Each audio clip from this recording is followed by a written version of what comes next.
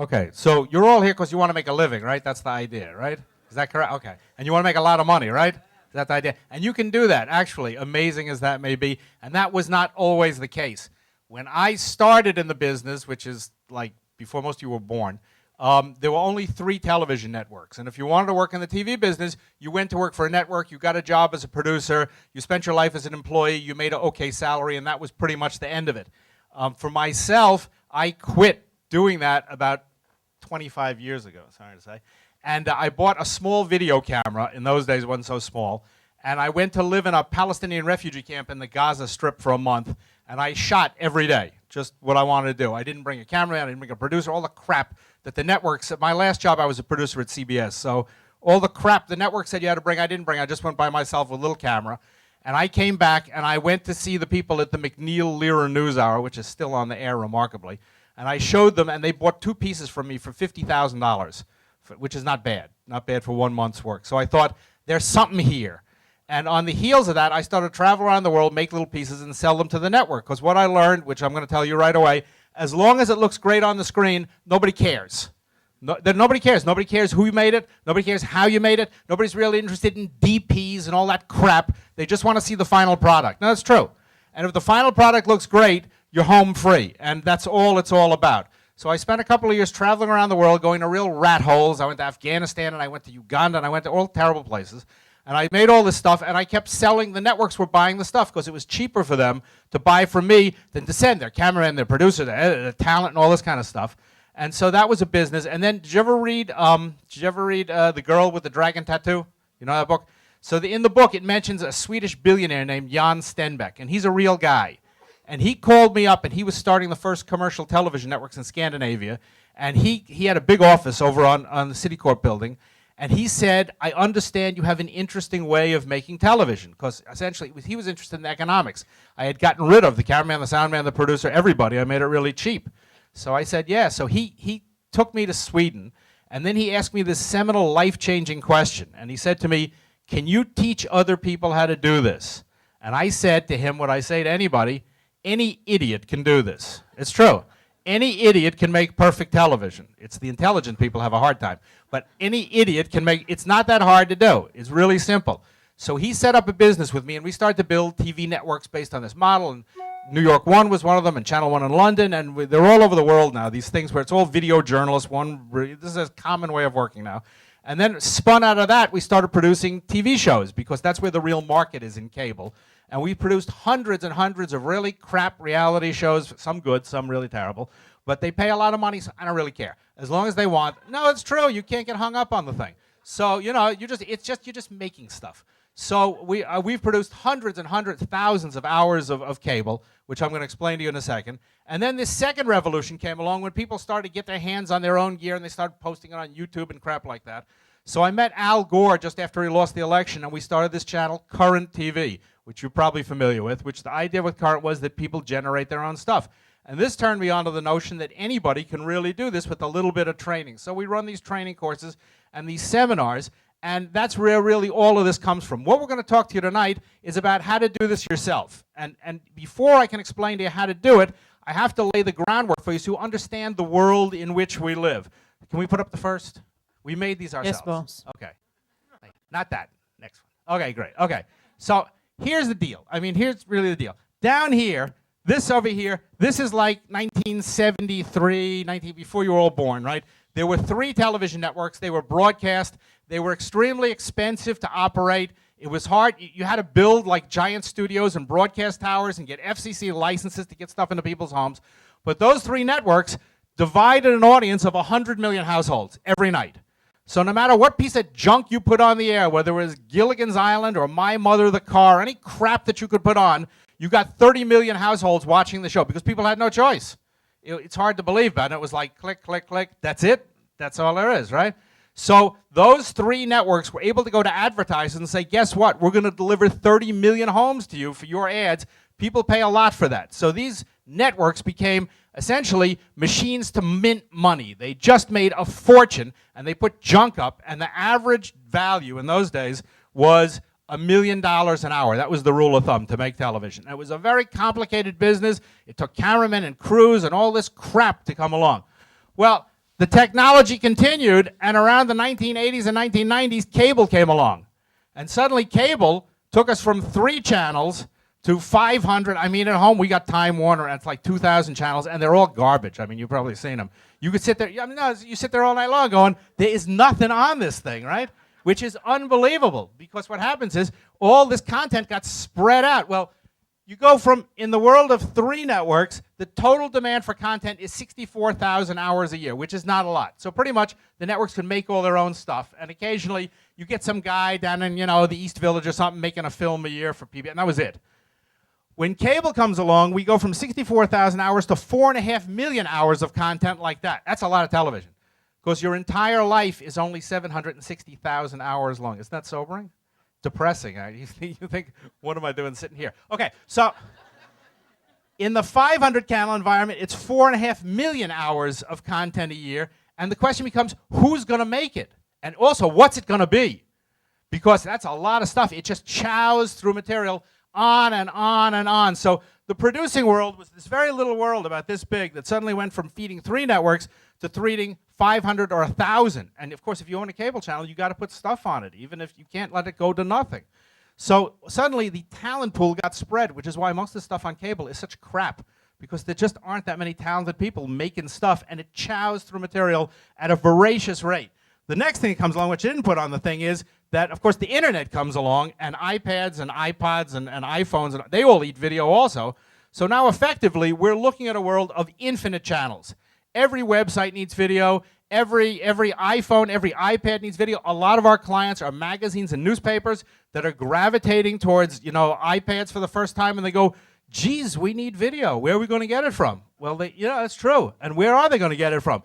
And so we had a meeting with one very high-end fashion magazine, really slick photos, and you look at the video, it's just crap. And what they did was they gave like the 23-year-old interns a video camera to do like this with. And so we said to the CEO, are you on drugs? I mean, are you out of your mind? Because it just degrades it. You need as good quality video as you have photograph. And they understand this. They understand this. So a whole new world has opened up, where 20 years ago, you either worked for a network or some crap local TV station, or you weren't in the business, or you made some stupid documentary nobody wanted to look at. But now, suddenly, well, it's true, it's pathetic, but it's true, really. So now, suddenly, this world of cable and iPads and internet and smartphones and corporations making video and magazines going to video, and I sold one of my companies to the New York Times, and so for 2 years I was the president of New York Times Television. So I took the Times into video. So every newspaper does video now, right? Every magazine does video. So the demand for the content is absolutely astronomical. Oh, you changed the slide already, right? Okay. Yeah, and you're glad you didn't try and do this on the whiteboard. Yeah, really, because of a big whiteboard. Okay, so what happened was, as you got all these channels, the viewership per channel collapsed. As the viewership collapses, you don't have that much revenue anymore from advertising. You don't have any money to spend on the stuff. So in the early days, where you had 30 million households watching a show, and each show was costing $1 million, which was a pretty good model, as the viewership collapses, anybody know how many people Oprah Winfrey Network gets in daytime? Nationally? 20,000. Isn't that shocking? That's why that network is dead, that's all. So you know what? If you're an advertiser, you know what you pay for 20,000 households? Like 10 cents a spot, because you don't even want to talk about it. It's not worth the effort to make the ad. It would be cheaper to Oprah Winfrey Network to put all the commercials on a DVD and go out on Broadway and give people $100 to look at them, because they'd be a more profitable operation. But that's what happens when you start to spread out. You have so much programming, you destroy the audience. So we're in this very interesting situation where suddenly the demand for video content has gone through the ceiling, and the amount that people can pay for it because there's no revenue has gone through the floor. That's why most of those shows are crap, because they just don't know what to do. Let's go to the next slide. Okay, so here's the breakout in terms of price, right? 1975, $1 million an hour. When I started producing shows for cable in the 1990s, and I'll tell you the first show I ever did, which was a killer show, ran for 10 years, they paid about $350,000 an hour. Today, the rule of thumb in cable is pretty much $120,000, $150,000 per hour. Now, and of course, the internet, it's a whole different story. Now, all of this has happened. This is a technologically driven transformation. It's technology that did this. Technology brought about cable. Technology put video on the internet. You know, there's an old expression, necessity is the mother of invention. Did you hear that expression? It's all crap. Because No, man, there was no necessity for cable. And every network executive will tell you that they crapped in their pants when cable came along because suddenly their audience was shattered. And then when the internet came along, they did it again. That's the last thing the media companies wanted to have happen. They sit there going, oh my God, what do we do now? Of course, the model gets all messed up. But their loss is your opportunity. So I'm going to tell you how to leverage off of this fantastic opportunity that happened, because what happened here is the demand for content has gone through the ceiling. It's infinite. But the amount that people will pay has collapsed. And that's where the problem is. So all these production companies with the big offices and the glass things and the receptionists and the DP and the director and all that crap, they can't make the price point because they have too much overhead. They can't deliver the product, but you can. Concurrent with this technological transformation of cable, this explosion of platforms, is a second revolution. And this one is the really interesting one. When I started in the business, broadcast cameras were these big, heavy things you put on your shoulder. They cost $100,000. You couldn't afford it. They got a million buttons on it. You went into an edit suite, and there was like, oh, you didn't even understand what the hell was going on there with meters and knobs and crap and impossible. Today, I don't have to tell you that my iPhone, which I have here somewhere, this thing's got a 1080, 1080 progressive scan video camera on it that's better than those giant video cameras. Oh, here's this prop. Is this mine? No, this is yours. Here you go. Okay. I actually have a book coming out. I just signed the contract today with McGraw-Hill called iPhone Millionaire, 6 Weeks to Change Your Life. And that's what this is all about. This thing, I'm trying not to curse because I can't help myself. I'm working on it. You're trying very hard. I am trying hard. I haven't said anything bad yet. This fucker. This thing is 1080i.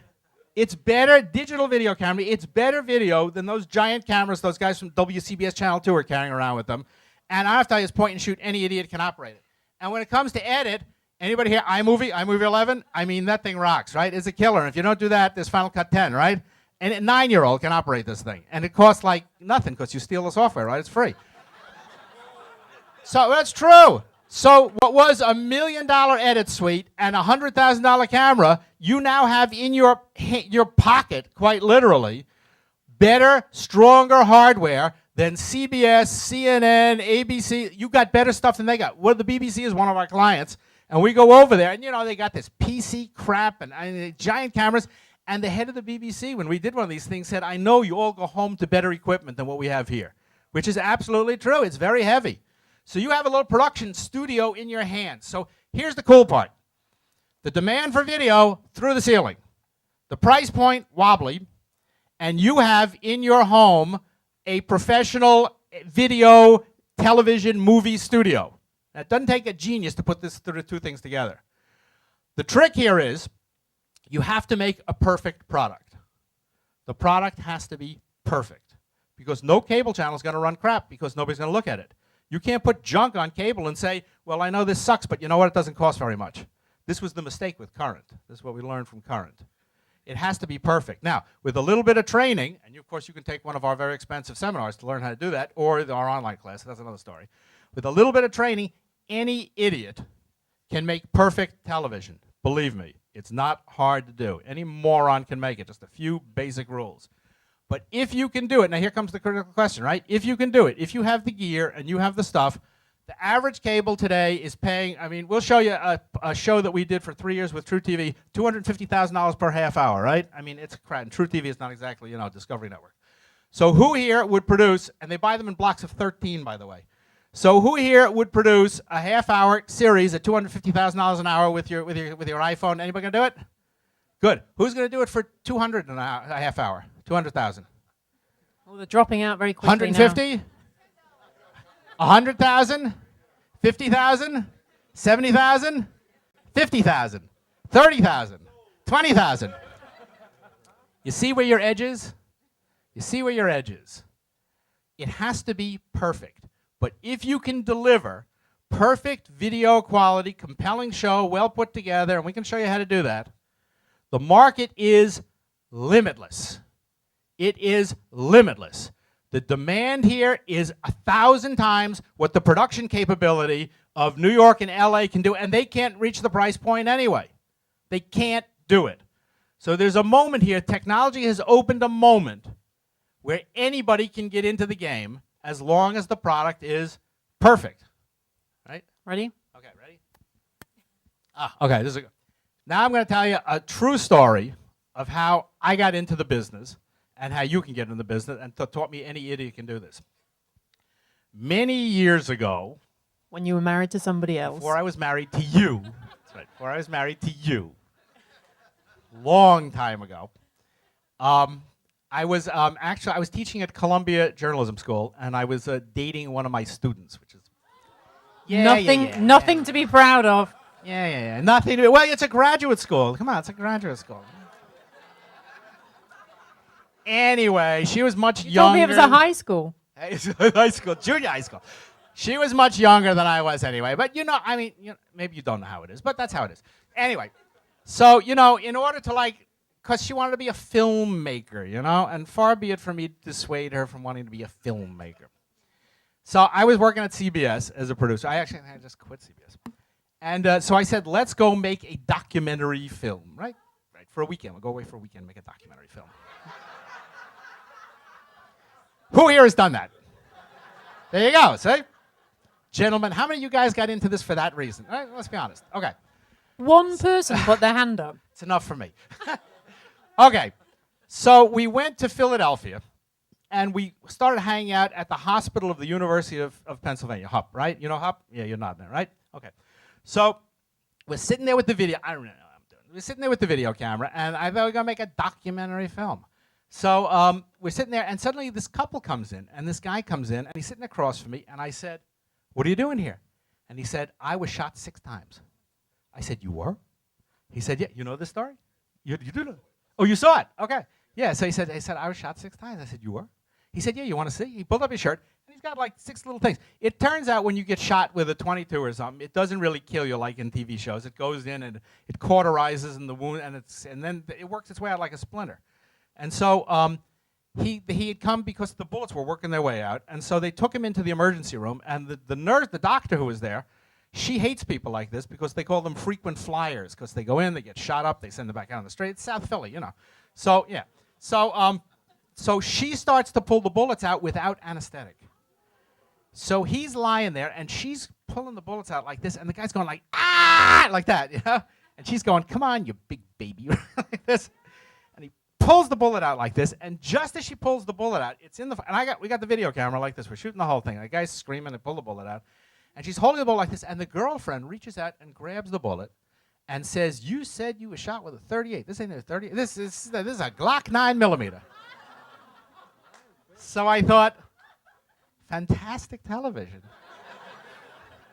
So we filmed the whole thing with the guy, right? And we filmed some other stuff. And then we come back to, I was living in Brooklyn.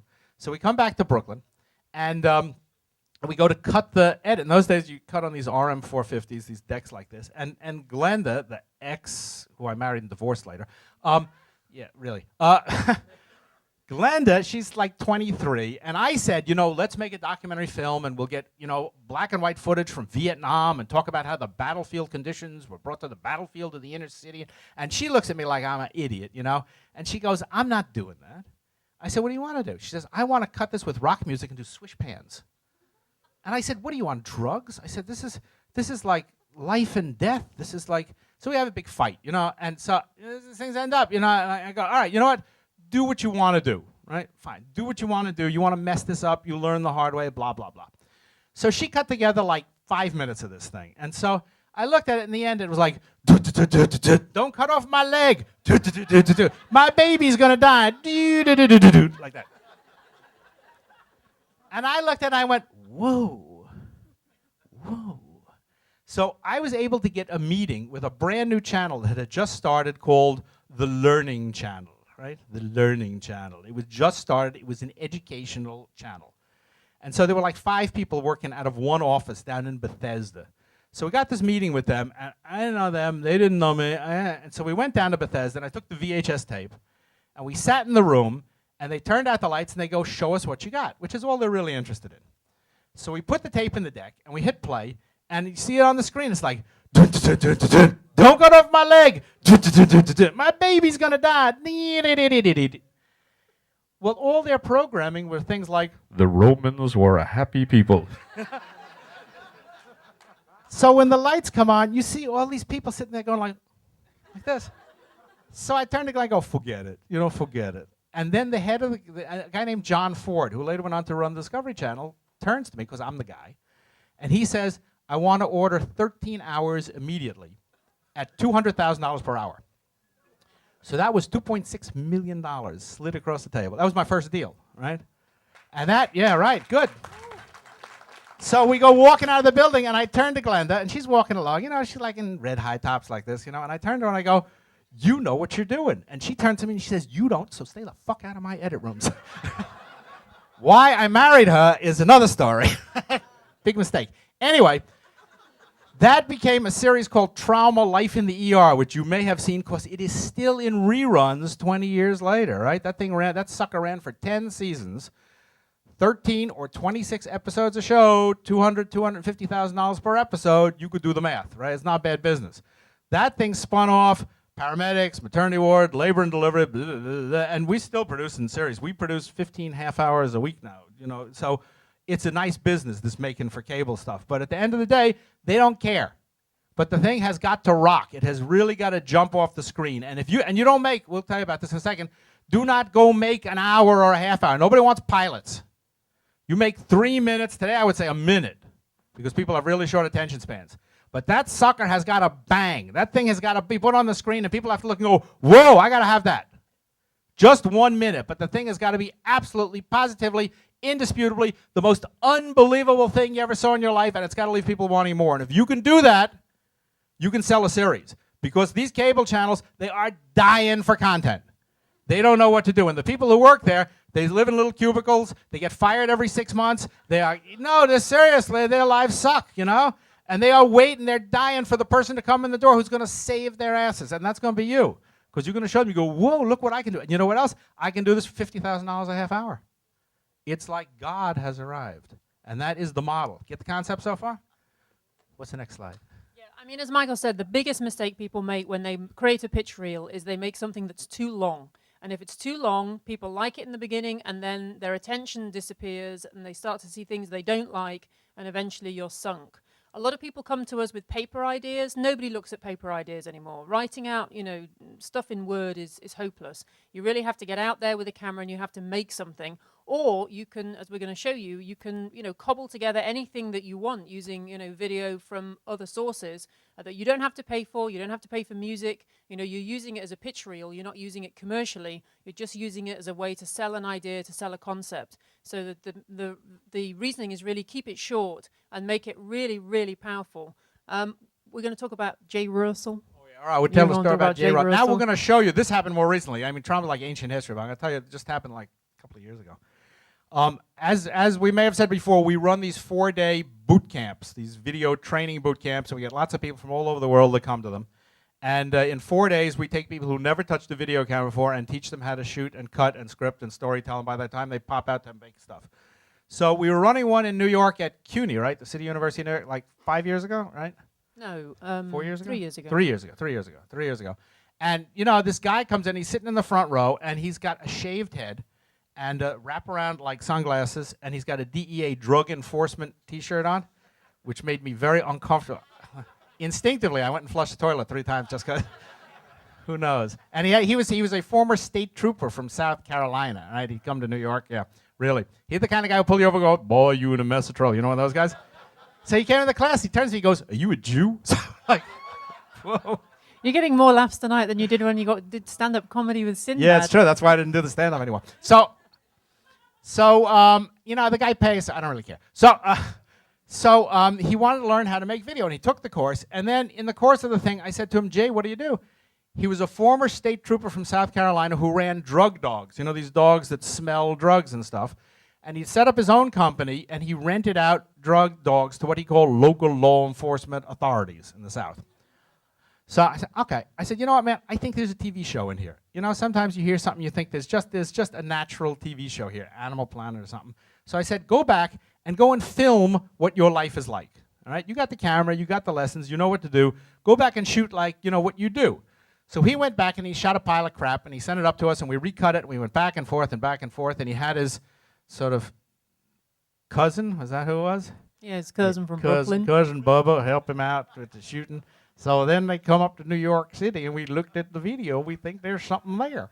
So, so we cut together this promo reel. Now, this is how you sell stuff. So we cut together this reel. This thing runs like, what, 2.5 minutes, 3 minutes? That's the most you want to do. And essentially, we cut together this teaser reel, and we started to schlep it around, as we say in South Carolina, to different networks. So we took it to Animal Planet, because it was about dogs. And we took it to Discovery, we took it to TLC, and then we took it to True TV. And True TV bought it, remarkably. And they bought it, and they commissioned a pilot, and they paid $250,000 to make the pilot. And they aired the pilot, and the pilot rated incredibly well. So we did 3 seasons, right? 3 13-episode seasons with Jay Russell called Southern Fried Stings. It's a stupid name, actually. Well, they were going to call it Southern Fried Justice, but they couldn't clear the title. And Southern Fried Justice is obviously much better, but Southern Fried Stings it was. Yes, I mean, it was, it's what they want. It's crap, but this is what they want. But this is how you sell the show. So as soon as they show the show, they say, we got to have that.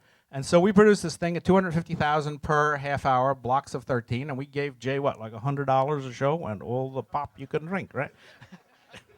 The interesting thing with that reel is we delivered 2 things here. We delivered a concept, but we delivered a host. And that is really, really important. You can have a great idea, but if you don't have somebody in mind as a potential host, somebody who can front the thing, then it's going to be a much, much harder sell for you. So in addition to delivering this pitch reel, we also delivered just a video of Jay talking. So we sat him down and we pointed the camera at him, and we just had him say some of the stuff that he normally says, some of the lines that Michael's already used. He pulled a pair of handcuffs out of his pocket and waved them and said, "This ain't no Hannah Montana accessory." So we sold them on the concept not just of the show idea, but also of Jay. You know, the whole thing went together. It was a package. It went hand in hand. So now we're going to talk a little bit about finding clients, because obviously once you've got your perfect pitch reel, then you have to find the right clients. And this people find often the most challenging thing, especially if you're a bit of an introvert and you find it difficult to kind of make the approach. We're going to take you through some of the things that we do that we've found to be tried and trusted ways of finding a client and pitching the idea successfully. Because at the end of the day, if like us, you have a ton of pitch reels that nobody wants, you're not actually going to be making a living. So how do you go out and find those clients? What you probably realize from our partnership here is that Michael is the consummate salesman. And when it comes to finding clients and everything else, this is very much his domain.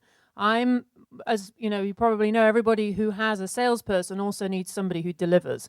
And that's my job. I'm the one that makes the trains run on time. But when it comes to finding clients, Michael, over many years, has developed a very robust technique for finding people who, perhaps don't actually realize that they need your services. So do you want to talk through your 100 letters? Okay, so you're sitting here saying to yourself, this all sounds great. I got an iPhone. I know how to do this, but nobody's going to look at my stuff, right? That's exactly what you're thinking. I am not a production company. I don't have great contacts. Nobody knows. It doesn't make any difference. It absolutely doesn't make any difference. You can get, as long as you have something perfect to put in front of somebody, you can get in front of somebody. The question is, how do you get in front of somebody, okay? The opportunities are all around you all the time, particularly as we talked about before, not only with cable, but with every magazine and newspaper and publication getting into iPads and getting online and needing video. So if you, I would start, if I were you, I'd start with something you have an interest in. So if you like, tennis or whatever the thing is, sports, go find tennis magazines, go to their websites, and 9 out of 10 times, because I looked at golf for a long time, Golf Digest and stuff, their video sucks. It absolutely positively blows. And my guess is you could do a much better job than what they got. But how do you get in front of them, okay? Here's the first rule. Only talk to the CEO.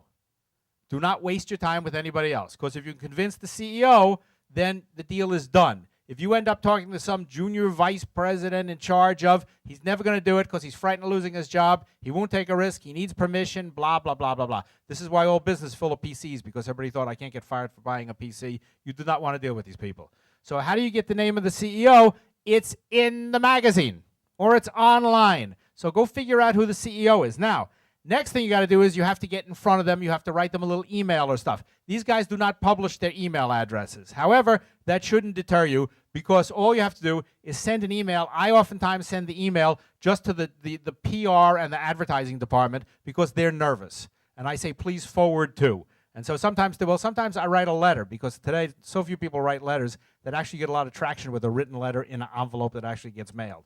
And what do you say to them once you have them and you have your target? First of all, your target has to be somebody who needs your help. You're not really interested in selling them a video. You're interested in solving their problem. You want to help them. And their problem is their video blows. And they're paying a lot of money for it at the same time. No, it's true. Nobody will come to you if you go, I really love your magazine. You have great stuff. That's great. Go buy a copy of it and send me $8. On the other hand, if you write to them and say, you know what? Your video absolutely sucks. That's going to get their attention. It's true, because that's who people listen to, right? Okay? And you have to get very aggressive and also really short. I mean, people have really short attention spans, so get to the point right from the beginning. Do not send out generic letters. Dear so-and-so, you may not have heard of me. Blah, blah, blah, blah. I've been a student for blah, blah, because that stuff goes right in the trash. You got to start from the beginning and go, your video sucks, but I can help you. Okay? Now, I always say to Lisa, you write 100 letters, you get 10 meetings, you get 1 deal. And that's been the rule of thumb since we started doing this, right? Recently, we were looking at ITV, which is the British commercial network, and I read in The Guardian that their regional television stations are in trouble. Well, the New York One model's a really good one. I Googled and I found out who the CEO for ITV was. A guy named, what's his name? Archie Norman. Archie Norman. I never heard of the guy before in my life. And he used to run, like, supermarkets, right? He was an MP, and then he ran Asda, and Right, then it's a supermarket. then ITV. Yeah. Right. Okay, so It's now like he's Walmart. running. I didn't know the guy. He didn't know me. I don't know. I thought we know each other. But I read that he was going to do this. It's just a little article in The Guardian, like 2 paragraphs, but it's enough for me. So I Google the guy, and I find out. I go to the website. Of course, you don't get his address. So instead, I send an email to their advertising and sales department. I say, please forward to Archie Norman. And I wrote to Archie Norman. I said, you know what? Your programming sucks, even though I've never seen it. He said, but I can help you, and I understand you have to cut costs, and I know how to do it. 4 hours later, the phone rings, and the guy says, come to London. So we actually got a meeting with the CEO of ITV. So this is how you do it. Many years ago, a million years ago, when I first started in this business, I wrote to Ted Turner, who was then running CNN. And I was nobody. I was like making crap. And so I wrote to him and I said, dear Mr. Turner, you don't know me, but you make television all wrong. You use too many crews, blah, blah, blah. I can show you how to do this. And the second paragraph said, you give me 10 minutes and I'll give you the world or what part of it you don't own already. All the best. And that was the entire letter. It was about this long. 3 days later, my phone rings. And it's Ted Turner. And he called me up and he goes, you want your 10 minutes? You got it. You'll be in my office tomorrow morning at 9 o'clock, and hangs up the phone. So I went over to his office he was at 75 Rock. And I go upstairs and I go in his office and there he is. And he takes out his watch. He goes, go. Just like that. So I said, you'd make television all wrong. You should use little cameras. Get rid of the camera. And he goes, you're right. I know. You're right. I know. You're right. And he goes, stop. Stop. And then he goes to his assistant. He goes, get me Pat Mitchell on the phone. Pat Mitchell was running his operation at CNN. So he's got this, the assistant comes back and says, she says she's in a meeting. He goes nuts. He goes, she worked for me. God damn it. You tell her, get on the phone right away. God damn it. So on the speakerphone, it's Pat Mitchell. She goes, yes. And he goes, I got this Michael Rosenblum here in my office. He's going to come down to Atlanta tomorrow morning. He's going to show you this video journalism stuff. He hangs up the phone. And he turns to me, he goes, you go to Atlanta tomorrow. You go on a plane. You go see Pat. You tell her I sent you. Said, okay. Then he comes and he smacks me. He's a really big guy. He smacks me like this. He goes, you a smart Jew. Bang. You going to make me a pile of money. So I'm telling you, get aggressive. Get aggressive. You have nothing to lose. So you know what? So 99% of the people look at it and go, screw this guy. He's an idiot. I'm not really. You just need one. You just need one who's going to say, come into my office. I'll give you 10 minutes. I only ask for 10 minutes. If you can't sell something in a minute, an hour is not going to do you any good, right? If you mess up the first 2 minutes, you can't go, wait, there's more. Right? Because they are it's like the 1 minute pitch for the video. Short, to the point, and be brutal. Be brutal. Nobody hires people because I love the Today Show. I always wanted to work here. Great, you're going to be a secretary making coffee. But you go in and you go, you know what? Your show blows. And all of them sit there and go, ooh, he knows. They're right. It does. Who told you? You go, your show blows, but I can fix it. That's worth a risk. That's worth a risk. Now, if you can deliver, that we'll talk about in a minute. But that's how you get in. Get the concept? Okay, see, we can skip the PowerPoint. I mean, the other thing that is important is looking for change. You know, change in organizations creates an opportunity. And one of the things that Michael and I do at breakfast every morning is we go through the papers, we look online, We look for people whose jobs are changing, people leaving organizations creates an opportunity, somebody new comes in, they need a new idea. You should be the first person whose letter lands on their desk when they're looking for their act and what they're going to do. That's right. Turnover, especially in cable business, turnover is very rapid, like every 6 months. If you go to Media Bistro, you see that revolving door thing, you see people changing jobs because they get fired all the time because they suck. And so they, as soon as they get the job, they know that they're on their way out the door. The minute they unpack in the desk, they know they're on their way out the door.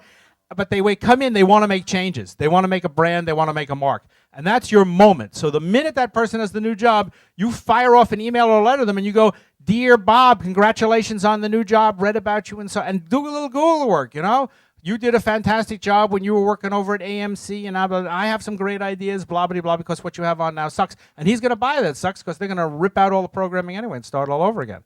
Also, when the guy got the job and it was in, on Media Bistro, who reads Media Bistro? He goes home to his wife and he goes, "Guess what? I was in Media Bistro." And she goes, "Shut up, take out the garbage," right? But the next day, there's your email. And he'd go, "Ooh, somebody loved me," right? So this is how you start a relationship. Okay, we're going to keep moving on because we want to get to questions because I think there probably will be quite a lot of questions. Let's talk about websites next. Obviously, a website is the best and most effective and cheapest way that you're going to showcase what you do.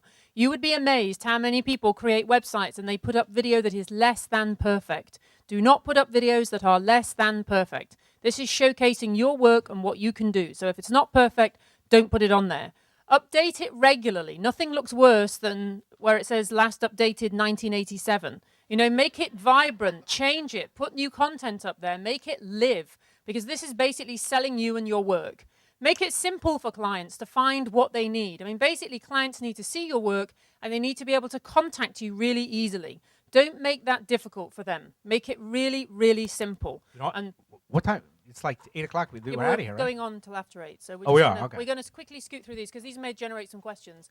The other important things are organization. The creative side of it may seem very intuitive to you and it may feel like where your passion is, but the biggest mistakes that are made in production companies is they don't make any money.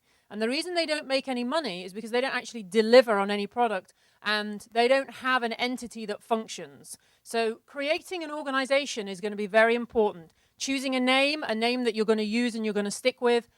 Choosing an organizational structure that's going to work. If you're going to do this seriously, then you need to decide, are you going to set up an LLC, which, as you know, has a kind of higher advertising cost to get started, however, much less in terms of reporting requirements, so it's very easy to set it up and doesn't give you kind of onerous reporting requirements that, say, a corporation would. If you're going to partner with somebody, make sure you have an operating agreement. I know so many people who get into production businesses together, they haven't really figured out the relationship, and then the thing takes off and it's too late. Make sure everybody has their expectations laid out and you produce an operating agreement that reflects what your relationship is going to be. What happens if the company gets sold? What percentage of the profit do you get? What percentage of the profit do they get? A little bit of time spent at the beginning organizing all these things will save you so much heartache further down the line. Insurance, do you need insurance? If you're out making the odd piece, you'll probably get away with it. But if you're running a production company, you need insurance. And you need, crucially, 2 types of insurance. You need general liability. So if somebody comes along and trips over your camera bag and breaks their ankle, you're covered. And you also need E&O insurance, which means errors and omissions. And that covers you for mistakes that you make in your videos, and also if somebody's going to sue you over some error or omission in the video that you make. So that offers you important protection. Michael mentioned music. I could talk about music for an hour because, as you know, this is a very tricky area. For pitch reels and stuff like that, you can use whatever you like. But when it comes to selling your work commercially, you must license music. You can license it online. It's very easy to do. If you Google rights-free music, you get 850 million hits. So there are loads of places you can go for music, but make sure that when you produce your pieces, you don't have music on there that is copyright, either in the original acquisition or in the edit. Make sure that you clear the music that you use. Crank it on. I know. Well, I know, because these always generate a lot of questions when we do these in the training. Pricing your work. This is always something that people find very difficult. It's a bit like talking about how much you earn or how old you are. Pricing your work, you have to be realistic and you have to be honest. And you have to make your pricing consistent. So it has to reflect reality. So when you come to decide a price for a job, really work out what effort is required here. How much of my time is it going to take? How much of other people's time is it going to take? What is a fair market value for that time? You know, what is the market paying? New York pays one rate, but it's, you know, tends to be higher here than it would be if you were in, say, the Midwest. So think about your pricing structure. Remember, you can usually come down in price, but it's usually very difficult to go up in price. But don't start too high. Be realistic. You know, how good is your work really? What is a fair price for it? And try and stick with that. Incentivize your potential clients. You know, if you're going to make a video for a website, you're going to make maybe a series, then by offering to make the first couple of videos at a cut price, that gets them involved, that gets them interested, and then you can charge them, you know, the real price for the rest of the work that you do. So look for any way that you can to incentivize your clients and also to keep the costs down. As Michael said, there's so many people producing content now that you really need to be very price sensitive. You need to know what other people are charging. So call up other production companies, pretend to be a client, ask them what they would charge for a job. Talk to people who are working in the business, find out how much they charge, and start to get a feel for where the market is. In terms of creating a budget, I mean, this stuff is all very simple, but you'd be amazed how many people don't do it. Create a template that you can reuse. Think of putting down every single thing that you need to factor in, from travel expenses to music costs, to editing, to equipment rental, whatever it is. Make sure that it's in your template, because each time you do a budget, it will force you to think about all the things that you need to include. Be clear with your clients what's included and what's not, and make sure that you have it written down. There's nothing worse than embarking on a relationship with a client and then having them say, well, you said you'd deliver this and you don't think that's what you agreed. Take your time and don't guesstimate. Find real prices. You'd be amazed how people in their kind of heaving rush to get the budget done just guess at things and then find out later it's going to cost them much more to produce the video than they thought. It's all about keeping the profit margin. Give your client options whenever you can. You know, you can say, look, I can do this very cheaply and it's going to look like this, or I can spend much more money and it's going to look like this. So at least they, you know, have a little bit of flexibility in terms of their budget. And also keep detailed financial records. You know, make sure that you keep receipts and be as organized as possible. If you know that this is not you, if you know that you're the creative, then hire someone who can do this for you. Because believe me, nothing will cripple your company like a lack of cash flow. So if you're producing all this work, but you're not actually getting paid for it, then your company is going to sink. So this is really important. And if you know that it's not a skill you have, then find somebody, find a bookkeeper, find a partner, find somebody who brings this to the party. Or marry somebody. I mean, what could be simpler than that? And I think we're pretty much... Yeah, I mean, we just put that up there because usually questions come up about equipment. You know, we've made very forcefully the point tonight, I think, that you don't need to over-equip. Production companies that struggle are the ones that overstaff and over-equip from the get-go. You need to buy as little equipment as you possibly need and have as few staff as you can possibly get away with when you first start, because it's all about making a profit and gaining a reputation. So, I mean, this is all very obvious. Yeah, I'll do that. Okay, so we've kind of rushed through that last little section because that was mine, and we're going to take questions now. So questions on any of the things that we've discussed. We're happy to take any questions that you have. So the floor is yours. Hi, my name is Dana. I'm an audio mixer for reality TV, and I just started my own corporation. My question is it impossible, or how is it to maintain creative control if somebody does pick up your Forget it. Forget it. The person with the checkbook has creative control. Here's what we always tell the people. What do we tell them? If the client wants tuna, don't give them turkey. Right, exactly. That they say to you, I think it should be upside down and the guy should be backwards and it should be in French. You go, fantastic. What do you care? I do care. It's my passion. Stop. Like you said, golf. Stop caring. Stop. You want to make a living? Stop caring. I make a living, but I'd like on the side to make my passion. Here's the light at the end of the tunnel, is that as you get really good at this and you get more experience, then people will take more notice of what you say. In the beginning, it's like a power thing. You know, when you work for a network, the network wants to show that they're in charge. And that's what their staff get paid for. And if those staff don't, you know, tell you what to do, then they're basically failing in their duty. Just using them for money, and they don't like that. Here's the deal. I mean, if you work for us and I go cut a deal with some network and they want funny doctors, and you have an argument with me in the edit room of, I don't think they should be funny editorially, you're fired. Yeah. I don't want the discussion. Make the doctor funny. If they want funny, make it funny. If they want serious, make it. What do you care? You're going to make art in the he's side. such a dream to work with. Also, he was the same height as me before the accident. Oh. Okay, we're changing sides again? Are we flip-flopping? Oh, quick, someone sat down. Hi. I had a question about delivering. What if you sell on the 1 minute pitch or two or 3 minute or whatever, and it's so great, is there ever trouble translating that into a half an hour or an hour show? Yeah, well, if they like the 1 minute pitch, generally they'll come back and they'll give you development money. And then they'll want like 5 minutes or 10 minutes. And then if that's good, then they'll give you development money to make a pilot. Then they'll air the pilot. If the pilot rates, you go to series. It's not a secret. I mean, it's a very transparent business. And what you may also find is that they may partner you with another production company, one that they're used to working with, so that it's less of a risk on their part. If you're an unknown entity, then they may want to partner you with someone. Call me. Hi. My name is Lonnie, and I'm a casting producer. The first question is, what equipment do you recommend at this point? Because everything is like changing so quickly with equipment. And then two, if you pitch something and there's an ensemble cast, how many people do you feel is optimal to showcase the network? Okay, well, let's deal with the equipment question first. When it comes to equipment, obviously, you want to spend as little as you possibly can. And because of the quality of cameras these days, you actually don't need to spend a great deal. What you do need to make sure is that you're shooting in high def, 1080i, and that you make sure that the audio is really good. What the mistakes people quite often make when they buy a camera is they don't trick it out to get really good quality audio.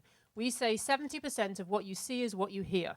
And if the audio is not perfect, then you're going to be in trouble. So most of the cameras that you're going to buy, the picture quality is going to look great, even from these little camcorders. I mean, we give cameras out during the training that cost like $1,000. And when you put the footage up on the screen, you can't tell who's shot on a big camera and who's shot on one of these. Where you can tell is with the audio. So you need to make sure that you trick out the camera so that the audio is really good. Apart from that, you obviously need, a computer with edit software. Whether you're on a Mac or a PC will pretty much dictate the kind of software that you're going to edit on. But my recommendation is try the software out before you buy it. Most of them do a free trial. Final Cut 10 now comes with a 30-day free trial if you want to try that. Obviously, if you buy a MacBook Pro, you get iMovie with it. But also PC software comes with free trials too. So try it, make sure you like it before you buy it. Does that answer your equipment question? Okay. And the second question was? Ensemble casting, one character. Hey, babe, you ever watch House? Who's the star? Everything else is interchangeable. Forget it. Trust me. 1 minute, one character. If they like it, they'll come back for more. Okay? Otherwise, it's too confusing. It's too many people. 1 minute, one killer. One killer character, one killer minute. And the odds are, if somebody really picks up on it, they're going to get rid of your people anyway. It doesn't make any difference. Okay. Hi, my name is Hi. Drayton Jordan. First of all, I love your Birds of Allen routine. It's excellent. I'm a writer who we just got picked up by Sci-Fi and BET. I'm one of the writers on a web episode called Odessa. Sci-Fi Channel just picked it up. We get ready to go through that development with Sci-Fi as far as the budgeting of it. But I'm also trying to start my own production company. My name is Drayton Jordan. And the name of the company is going to be called Drayton Jordan Films. What I want to know is, I actually went downtown to kind of register my company with the Consumer Affairs, and then, the application said it was only for motion picture production, which kind of threw me off. And then you have to kind of take a production test. So I was like, a lot of my friends said, look, just bypass that, just go stop it like we've been doing. But I wanted to kind of get legitimate, like you said, as of LLC, Limited Liability Corporation. But I was just wondering, should I go that route? Is it necessary to go that route with this technology, this new technology that kind of make the playing field even now? Are you doing this company by yourself, or you have partners? I'm thinking about having an operating partner, like you said. Okay, so you should set up an LLC. It's the easiest thing to do in New York. It's expensive, because you have to pay the advertising fee, so it's about $2,500. And you may need a lawyer to help you. But believe me, it's the best way to go, because then you have a proper entity. You can create an entity with one name, and you can have a doing business as for your production company name. It gives you a lot of flexibility. And then if you take a partner on board, you need to make sure you get that operating agreement. Okay. As for the registering the company, I don't know. We don't register companies. That I don't know what process you're talking about. No, as far as licensing, right, you mean getting the trademark for the company? Yeah, the licensing is for the company, like Right. the license the company like Drayton Jordan. Yes, set up your LLC first, and it's the simplest way to do it. It has the least reporting requirements, which means it's easy. Once you've paid the setup fee, then it's very easy. And run everything through the business. You know, Right, think thank about you. all the That's what I wanna expenses do. you can offset, your cable bill, all those kind of things. It's a great way to make sure that you maximize what you can claim. Petrol, everything. Everything becomes a tax deduction. Hi, my name is Sahai Wilson. I'm a television field producer. My question is, when you're in the pitch meeting, do you go to the pitch meeting with your budget prepared, or do you show it to the company after they agree to your I think when you're pitching, it's a waste of time to do a budget. I mean, unless you think that the budget for this particular series is going to be just astronomical and it's something you need to flag up. But, most people, they have a rough sense of what a budget would be. And quite often they'll just turn around to you and say, if they like it, this is how much we've got, this is what we're going to give you to work with, you'll make it to that price. So don't worry about the budget in the beginning. Pitch the idea, get the deal first, and then the budgeting will come later. And is there any way when you're in the meeting to protect your idea from them taking it and running with another company? Yeah, what you will normally find is that when you pitch an idea to, cable networks, etc., that they will have you sign an agreement that basically indemnifies them against having something similar already in production. So they don't want you showing up there with your idea and then claiming that, you stole that, they stole it from you. So they'll have you sign a waiver that basically says, you're indemnifying them against that possibility. In our experience, people in the production business are generally, very honest, and they're not looking to steal your idea. They're really not. It doesn't really happen. I'm sure you hear some horror stories from time to time, but there's no real. You can't protect an idea. You can protect the expression of an idea, but you can't protect an idea. So I wouldn't worry too much about people stealing it. Thank you. Okay. Hello, hi. My name is Brian Zabala. I'm a film student at City College. It seemed to me as if a Jay or a Sophie fell into your lap. How would I be able to find my Jay or my Sophie? You know what I mean? They're all over the place. You find characters all over the place. That's what reality television has taught us, that any idiot can be a star. And to marry your question into the question we just got about here, stealing ideas, people don't buy ideas, people buy execution. They look at what you did with the 1 minute. No, if I came to somebody and go, I got this guy, he's from the South, he's got dogs, nobody's going to buy it. It's not about ideas, it's about execution. Same thing with you. Find an interesting, quirky character and then execute in a really cool way. And they're all over the place. And the other thing to remember is that when you're looking for somebody, you're really casting. So you want to find the right person, and you want to present the right person to the channel. And you need to put yourself in the kind of places where you're going to meet these people. But don't bring back people whose characters basically don't work. If you're looking for a host, it's really important to find somebody who's got real. What they're not looking for anymore is hair and teeth presenters. So there's no point going out there and looking for people who look good and sound good. What networks want is people with what they call credible authorship. So people who know something about the subject that they're going to be talking about, whatever that is. It could be weight loss, it could be anything. But it needs to be somebody who has some kind of credibility. That's what you're looking for, rather than someone who just looks good. Gotcha. Thank you very much. Hi. How you doing? My name is Jared Manigault. I'm also a student at City College Film program, and I'm an independent videographer. And I want to know how to pitch like music videos and stuff like that. That's interesting, because we have a series on the site called How to Create a Music Video, and it was done by a guy called Francisco Ale Wallace, who's a very good videographer and who makes a lot of his living from doing music videos.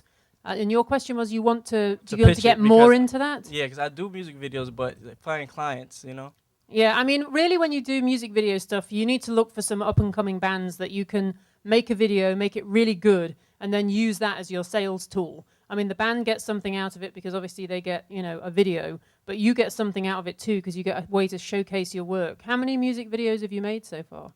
Around 15. Right, okay, so you have a good body of work that you can show. Thank you. Hi. Hi, my name is Brandon Lee. I've been a producer editor with MTV for about 6 years, and I want to create web content, and I'd like to obviously make money off that. I noticed you guys have pretty much not even mentioned that as an outlet. So I'm just wondering if you think there's any money in web? There's money. No. When I say like iPads and magazines and stuff, that's where the money is. Okay. The money, making your own website and hoping, it's bullshit. But The place there's no, it's true, but the place maybe in 20 years, but right now it doesn't exist. But the place the real money is in web is where major publishers, like major magazines and stuff, are now going to the web for the first time, and they really don't know what they're doing, particularly when it comes to video. So they have checkbooks, they have a habit, like take Vogue, for example, you know? They go to the web, if you look at their video blows, but they pay photographers $15,000, $20,000, $30,000, you know, for a one-day shoot. So they're used to paying big money, but they're used to perfect quality. So if you can deliver that kind of quality for a magazine, and there's like 1,000 magazines going to the web today, for a magazine moving to the web or a corporation moving to the web, and I say go look at their website. If the stuff sucks, and it probably is, that's your target. But to build your own website and put up video, it's not there yet. For publications and for websites, you know, they're really looking for a way to monetize the videos. So you've got to present them with something that they can monetize. So for example, New York Magazine loves quirky New York stories, the stuff that nobody else is bringing them. You know, the hidden thing that if you live here, you know about because you're the local. So it's that kind of stuff. It's looking for stuff that they can absolutely make money from. Because the more clicks they get on that video, the more money they make, and that's what they want. So Also, I don't know how much you want to like sell out, but for me, I never care. But corporations have huge websites, and the video also sucks. So go to like major companies. I mean, sporting goods manufacturers, a classic example, where they got beautiful photographs, they spend a ton of money on this stuff, and the video generally blows, and go pitch them some stuff. Okay. Thank you very much. Hi. Hi, my name's Lisa Walker. I started a production company in 2008, and I haven't gotten anywhere with it. So my question is, because I'm basing it all around internet protocol television, IPTV or internet TV, so whatever you see on the internet. I'm thinking let me show you that why it's your gonna production give me company's more not working. control, I'm more going to show you why your production company's not working. Who here watches IPTV? That's why you're in the wrong. You're selling to the wrong people. Netflix is built all around the idea Do you have a of contract with IPTV. Netflix? I'm sorry? Do you have a contract with Netflix? I don't, but I No. think I can. Forget it. Get let me, one with let me them. just explain something to you.